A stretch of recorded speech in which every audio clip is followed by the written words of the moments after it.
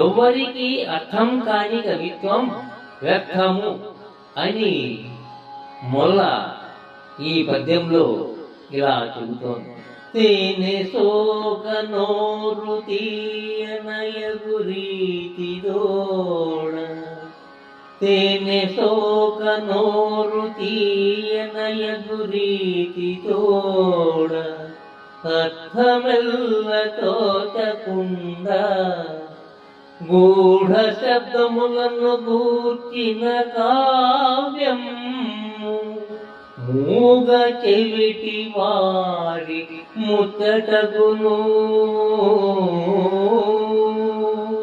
తేనె సోక నోరు తీయనయగు రీతి దోడ, అర్థమెల్ల తోచకుండా గూఢ శబ్దములను గూర్చిన కావ్యం, మూగ చెవిటి వారి ముచ్చటగును.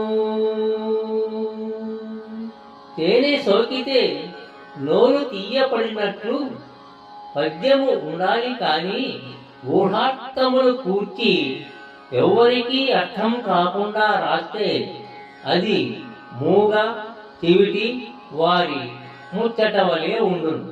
ఒక చెవిటి వాడితో ఒక మూగవాడు మాట్లాడితే ఎలా ఉంటుందో అలా ఉంటుంది ఎవరికి అర్థం కాని పద్యం.